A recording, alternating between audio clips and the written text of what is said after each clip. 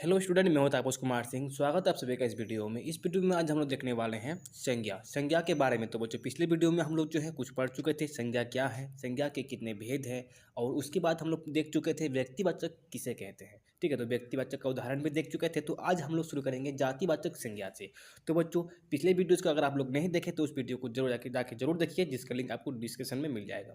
तो बच्चों, शुरू करते हैं आज आगे। तो ठीक है बच्चों, तो आगे हम लोग यहाँ पढ़ चुके थे संज्ञा के भेद पढ़ चुके थे, उसके प्रकार पढ़ चुके थे। और प्रकार जो है दो प्रकार का होता है, मतलब कि भेद जो है संज्ञा का दो तरह से कर सकते हैं, एक हिंदी के आधार पर, एक अंग्रेजी के आधार पर। ठीक है, तो इसमें धर्म की दृष्टि से यानी कि वस्तु की दृष्टि से सब देख चुके थे हम लोग। ठीक है, तो आज हम लोग फिर देखेंगे, व्यक्तिवाचक भी देख चुके थे। तो जो आप लोग से एक रिक्वेस्ट है कि वीडियो से जो आगे हम लोग शुरू करने से पहले आप लोग से एक रिक्वेस्ट है कि आप लोग इस मेरा वीडियो को देखते हैं तो अगर अच्छा लगता है तो लाइक कीजिए, कमेंट कीजिए और सब्सक्राइब कीजिए मेरे चैनल को, और अपने दोस्तों को भी शेयर कीजिएगा। तो बच्चों, शुरू करते हैं। आज का हम लोग का पहला टॉपिक है जातिवाचक संज्ञा। जिन संज्ञाओं से एक ही प्रकार की वस्तुओं का अथवा व्यक्तियों का बोध हो, उन्हें जातिवाचक संज्ञा कहते हैं। जैसे मनुष्य, घर, पहाड़, नदी इत्यादि। ठीक है, तो मतलब क्या है बच्चों कि जिन संज्ञाओं से एक किसी विशेष प्रकार की वस्तु या फिर व्यक्तियों का बोध हो, उन्हें जातिवाचक संज्ञा कहते हैं। जैसे इसमें मनुष्य लिया गया है, जैसे मनुष्य किसी जाति का नाम है। ठीक है, जैसे मनुष्य में राम, मोहन, कृष्णा, राहुल, ये सभी क्या है, मनुष्य हैं। ठीक है, और लेकिन मनुष्य का एक जाति, सभी मनुष्य है, और जो है वो मोहन, राम, कृष्ण सब क्या है, अलग अलग है। ठीक है, तो एक पूरी जाति का नाम हो गया मनुष्य। अब घर देखिए, घर भी कई तरह का होता है। ठीक है, पक्का घर होता है तो कच्चा घर होता है, और जो अलग अलग तरह का घर होता है, झोपड़ी होता है। लेकिन सब है क्या, सब तो घर ही है ना। तो सबके सब क्या है, घर। ठीक है, मतलब कि वो जाति का नाम हो जाएगा घर। ठीक है, तो उसके बाद पहाड़ देखो, पहाड़ भी बहुत तरह का नाम है। जैसे नदी, पहाड़ हो गया, हिमालय पर्वत हो गया। ठीक है, उसके बाद माउंट एवरेस्ट हो गया, कैलाश पर्वत हो गया। ये सभी नदी पहाड़ के नाम है, जो कि एक जाति आता है, मतलब कि उसमें एक ही शब्द आता है सब में, पहाड़। ठीक है, जैसे नदी हो गया। अब जैसे नदी बहुत सारा है, गंगा नदी, कावेरी नदी, कृष्णा नदी, सब की सब क्या है, नदी है। लेकिन उस सब के लिए एक ही शब्द प्रयोग होता है, नदी। ठीक है, तो ऐसे हम लोग क्या बोलेंगे, ऐसे शब्द को जातिवाचक संज्ञा बोलेंगे। और जातिवाचक संज्ञा, और आगे यहाँ पे कुछ नोट्स लिखे हैं इसके बारे में।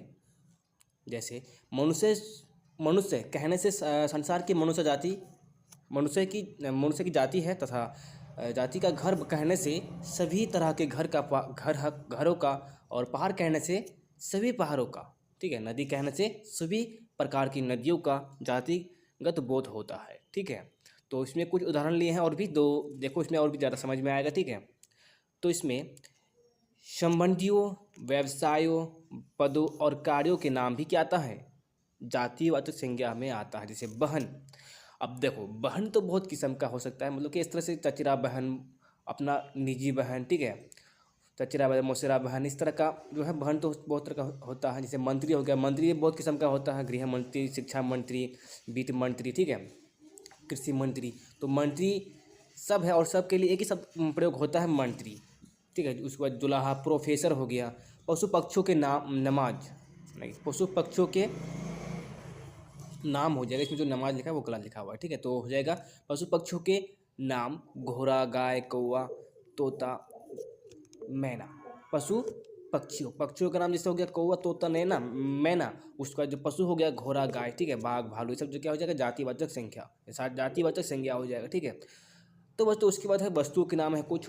जैसे मकान हो गया, जैसे मकान हम लोग अभी बात किए घर का। ठीक है, तो कुर्सी हो गया, घड़ी हो गया। घड़ी कोई एक घड़ी का नाम नहीं होता है। ठीक है, मतलब कि घड़ी जो है संपूर्ण, जैसे हाथ घड़ी हो गया, दीवार घड़ी हो गया। तो घड़ी तो है बहुत किस्म का होता है, रोलेक्स घड़ी हो गया।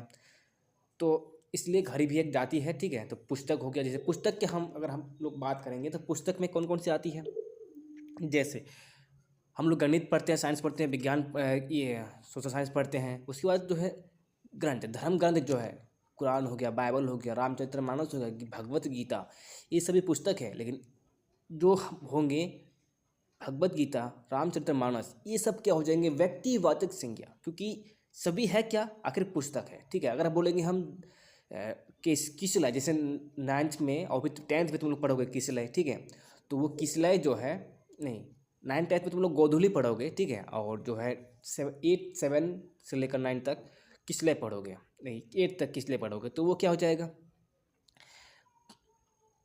व्यक्तिवाचक संज्ञा, ठीक है। और सब के सब है क्या, पुस्तक, तो पुस्तक हो जाएगा इसमें जातिवाचक। उसके बाद कलम, जैसे कलम एक जातिवाचक संज्ञा है। अगर हम उनमें से अगर हम बात करेंगे अग्नि 2020 कलम की बात करेंगे तो वो क्या हो जाएगा, एक व्यक्तिवाचक संज्ञा हो जाएगा, ठीक है। और टेबुल, टेबुल भी क्या हो जाएंगे, व्यक्तिवाचक, ये जातिवाचक। उसके बाद प्राकृतिक तत्वों के नाम, प्राकृतिक तत्वों के नाम जैसे तूफान हो गया, बिजली, वर्षा, भूकंप, ज्वालामुखी, ठीक है। तूफान में तो तूफान कई तरह का आता है, ठीक है। बिजली में देखो, बिजली भी बहुत तरह का गिरता है, कहीं भी गिर जाता है। उसके बाद जो है बिजली में जो इलेक्ट्रॉन, नाइट्रॉन, इलेक्ट्रॉन रहता है। उसके बाद प्रोटॉन,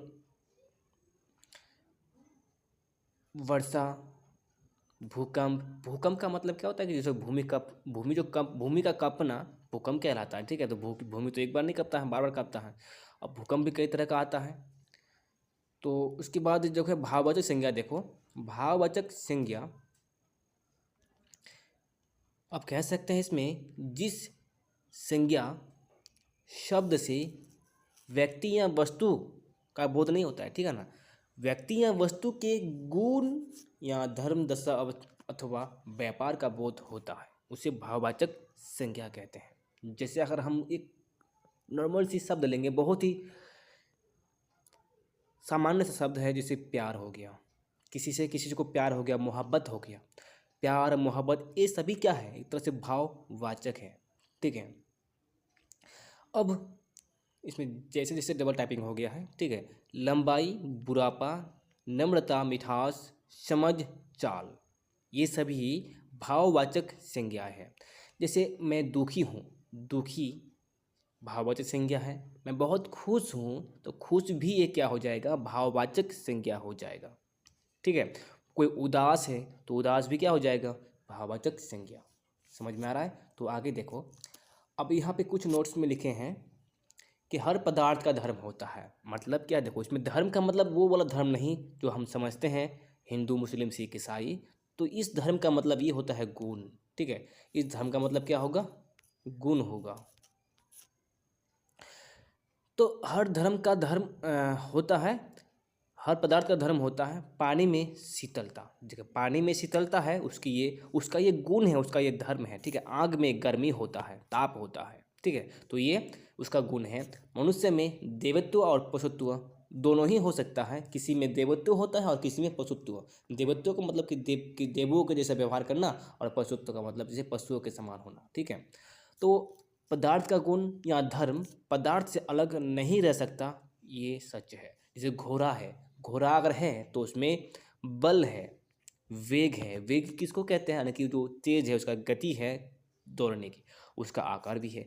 बल, वेग, आकार, ये क्या हो जाएंगे, उसके गुण हो जाएंगे, ठीक है। और उसके बाद व्यक्तिवाचक संज्ञा की तरह भाववाचक संज्ञा भी किसी एक ही भाव का बोध होता है।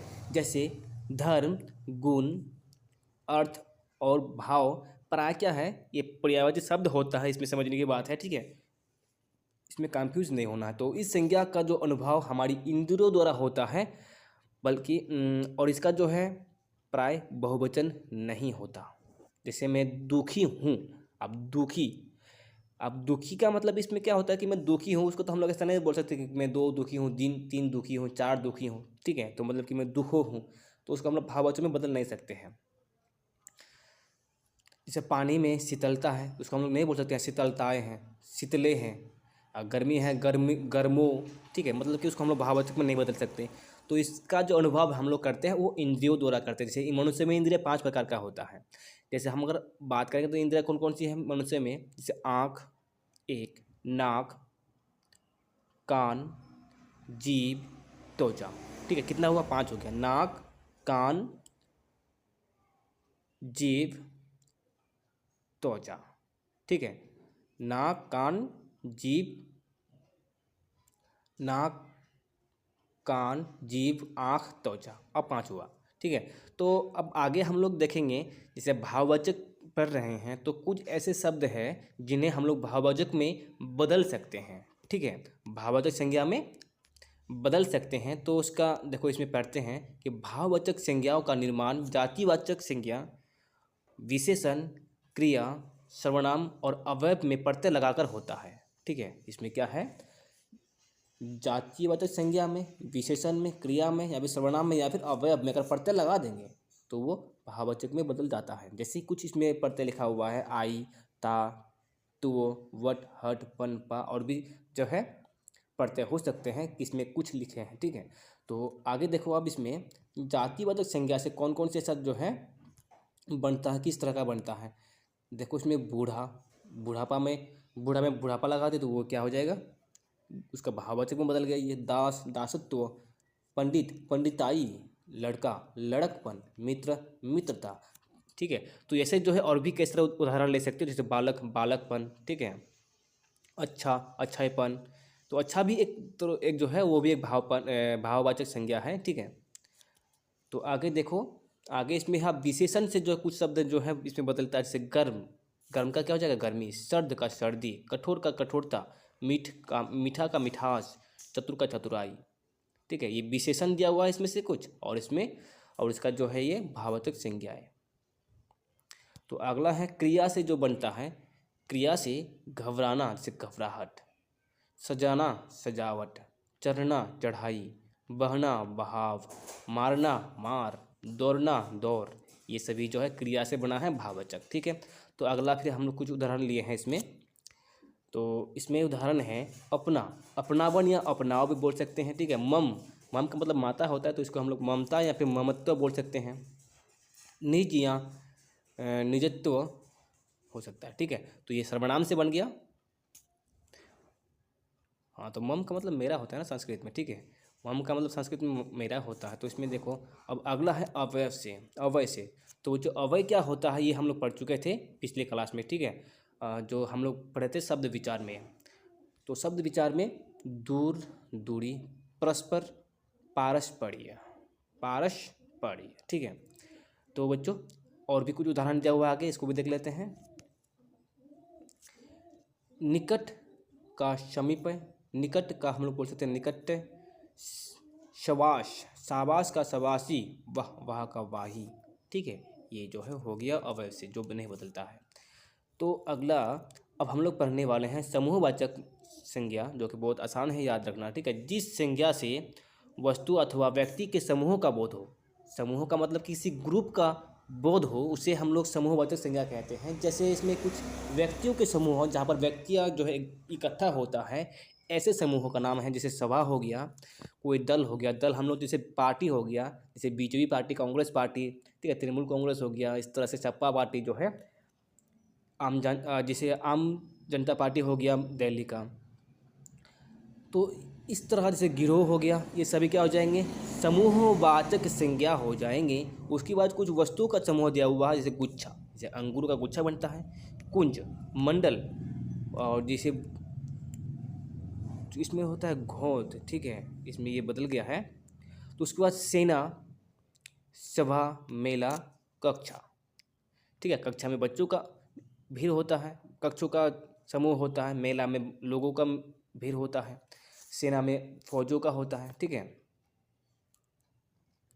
और इसमें जो सभा लिखे हैं, जो सभा जो है ना वो व्यक्तियों का समूह में आ जाएगा, मेला भी व्यक्तियों के समूह में आ जाएगा, कक्षा भी व्यक्तियों के समूह में आ जाएगा। ठीक है, तो उसके बाद हम लोग फिर आगे देखेंगे द्रव्यवाचक संज्ञा, और ये तो सबसे आसान है इस चैप्टर में से। ठीक है, संज्ञा का जो है आसान याद रखना होगा। तो द्रव्यवाचक संज्ञा, जिस संज्ञा से नापतोल वाली वस्तु का बोध हो, उसे द्रव्यवाचक संज्ञा कहते हैं। जैसे इस संज्ञा का बहुवचन नहीं होता है, जैसे इस संज्ञा का कहते हैं, इस संज्ञा का बहुवचन नहीं होता। देखते हैं लोहा, सोना, चांदी, दूध, तेजाब, तेल, घी, पानी, पीतल। ठीक है, मतलब कि वैसे सभी वस्तुओं के नाम जिसको हम लोग जो है माप या फिर तोल सकते हैं।